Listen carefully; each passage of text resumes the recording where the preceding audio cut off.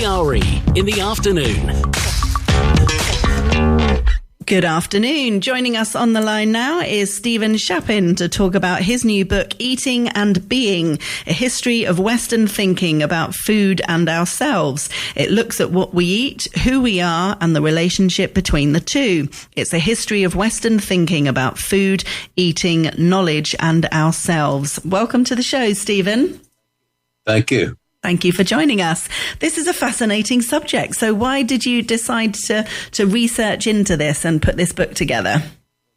Well, there are two reasons. One is I'm an eater. I like to eat. I like to think about eating. And the other is I'm an historian. And I tried to put those two things together. I wanted to know how I think about food and what it does to me and for me. And I want to know how historically we've come to think as we do. Yeah, because it wasn't always the way it is now, was it? No, it was not. And that's one of the messages of the book, that our thinking about food and how it affects us has changed radically over historical time. And in fact, over the last 150 years or so, it's changed quite radically. Yeah. So do you think we know much more about food and nutrition now than we did 100 years ago? I think we know differently. In other words, we know a lot, courtesy of nutrition, science, and physiology and chemistry. But what we thought about food with confidence 200, 300, 400 years ago is very different from what we think about food now. That's the change that I wanted to describe and the significance of that change. So we're reasonably confident. We're not completely confident about what we know about food and its effect on our bodies. But people in the past were confident too. And they were confident in a different way of thinking about food. So is it maybe more to do with there's more people kind of sharing more information on more platforms now? It's difficult to know what's true and what's not. That's true. In fact, when you mention it, we may be less confident in expert knowledge. So we have in Spain, we have in the United States, and in most countries now, official government descriptions of what our food contains and what's good for us and how much of it we need. But there, as you say, because of the internet and other reasons, there's a welter of information, and some of the beliefs that we have about food are contested by other beliefs. Yeah.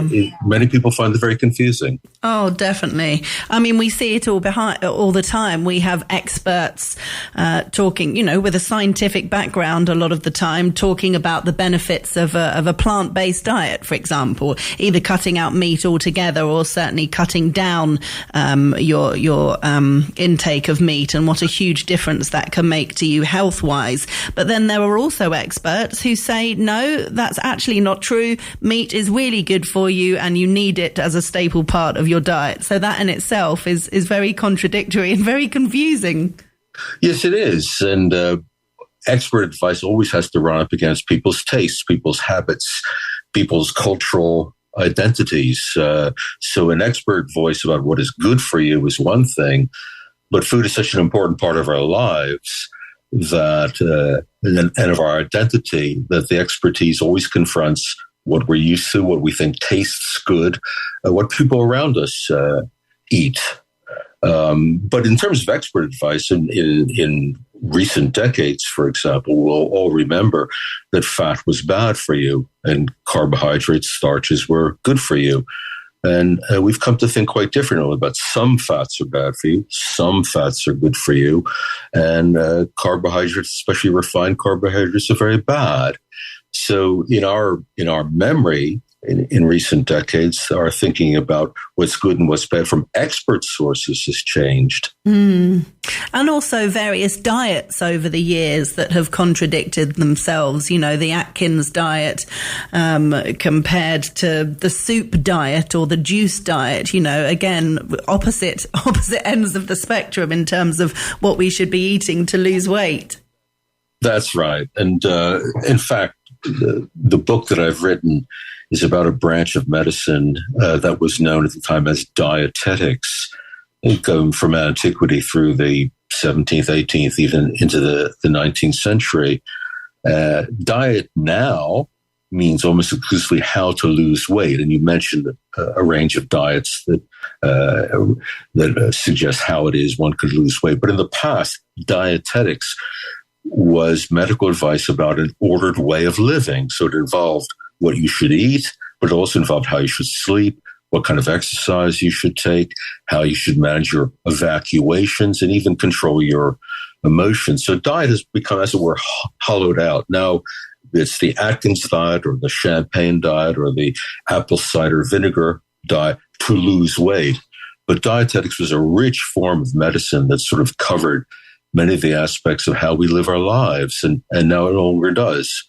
Diet simply means how to lose weight. Yeah. So when did people stop talking in terms of dietetics then? And why? Why? Something around, I would say, the middle to the later part of the 19th century, with the rise of nutrition science, so that we now know about the constituents of our food securely: proteins, carbohydrates, fats, and the power of foods to fuel our body, calories. That way of thinking really put paid to the dietetic tradition. So now our food was considered to be made up of constituents that had different fates in our bodies. In the past, the dietetic way of thinking food was a range of qualities: hot, cold, moist, and dry, that constitute the humors or liquids of your body. And you would understand food to be hot or cold or warm or dry. And it would make your body as it hot or cold or moist and dry. And that kind of balancing act of dietetics was really destroyed by nutrition science. It said, these are the carbohydrates you need, these are the fats, these are the proteins you need. But it's not self-making in the same way that dietetics was. It makes your body, it fuels your body, but doesn't make your person, your body, your character in the way that dietetics did. Presumably, centuries ago, most people ate most things, because there was much less choice. There were before supermarkets and things like that, when people had aisles and aisles of different types of pasta and crisps and goodness knows what else. Presumably, people were, I don't want to say less fussy, suggesting that we're all fussy, but do you know what I mean? Did people basically eat the same? Well, we have to make a distinction. Most people were hungry, and quite a lot of people in the modern world are hungry. So the idea of choice, we take choice for granted. As you mentioned, the supermarket, there are aisles and aisles of choice, and diets prescribe what you should choose to eat. The fact of the matter is, for the overwhelming majority of the population in the past, there was very little choice. So when we talk about choice, we're talking about, as it were, rich people in the past. And now we're talking about very many people. There's still very many shamefully hungry people in the world. But choice is an interesting thing, because choice is shaped by class, by circumstances, and by the resources that you have. It's good to choose, but choice is one of our problems. We have, it might be said, too much choice. Oh, definitely. I think it's, I think it's gross, actually, some of the supermarkets that you go into and how much choice there is, particularly, I have to say, with unhealthy things, that there isn't so much choice with the healthy options. It's the aisles and aisles of biscuits and cakes and crisps and chocolate and all that, and sweets and all that kind of thing that I think is so wrong, isn't it?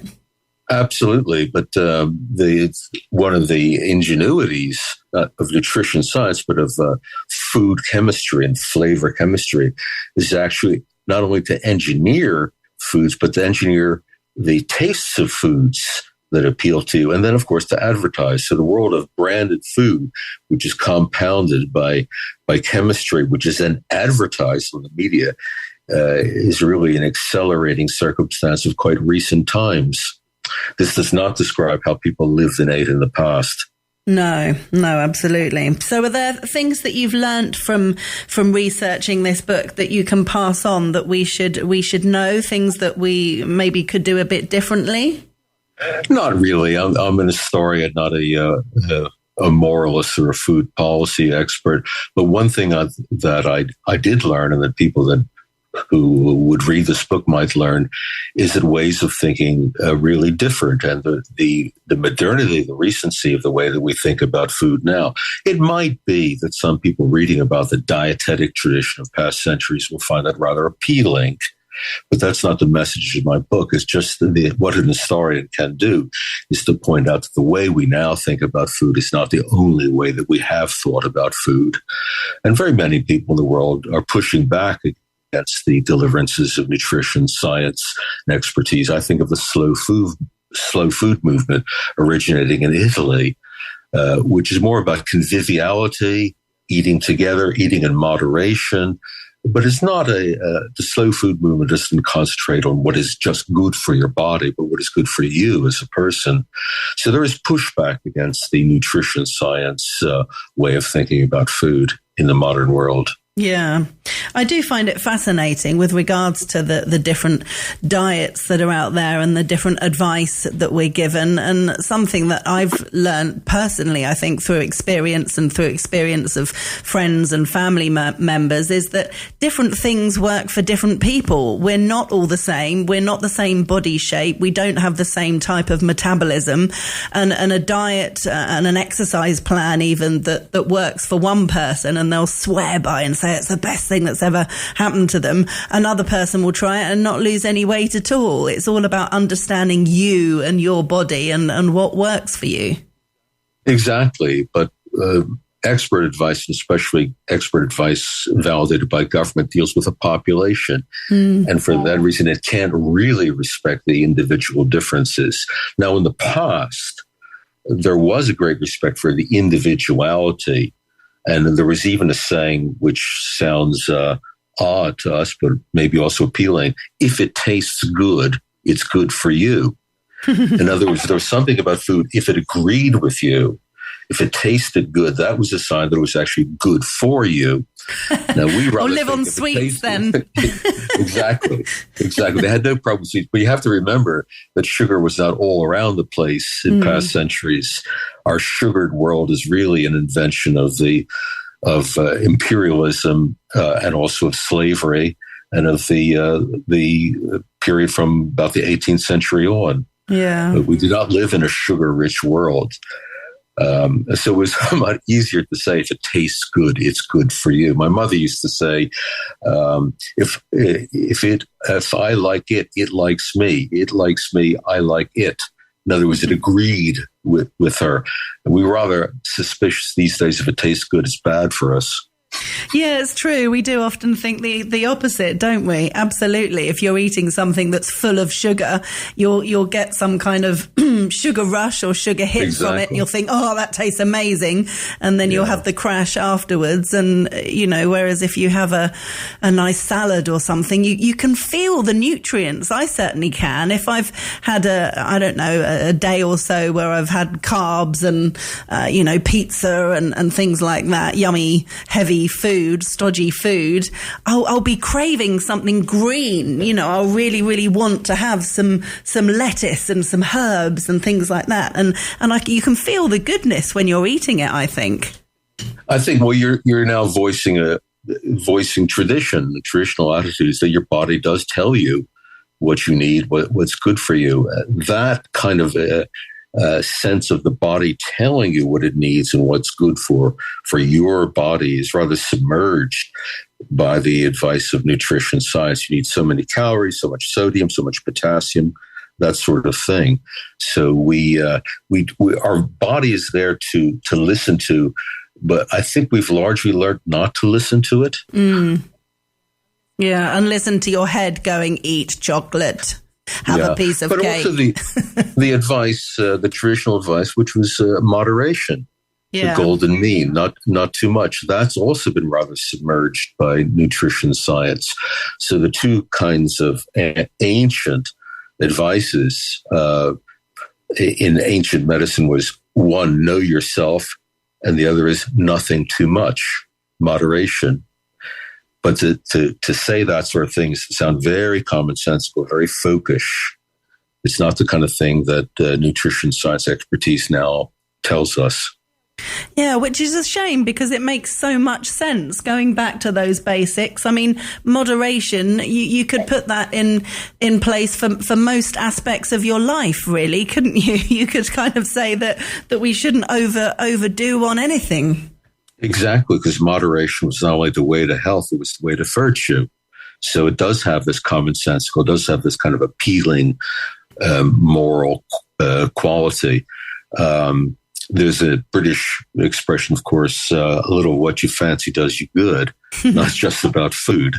But we have the idea that a fast food cheeseburger is something like poison, where the fast food industry now advertises itself. It can be part of a balanced, moderate diet. So we have, oddly, the voice of moderation coming out of the fast food industry. Yeah. And it's interesting. You don't have to supersize it. You don't have to eat a cheeseburger every day.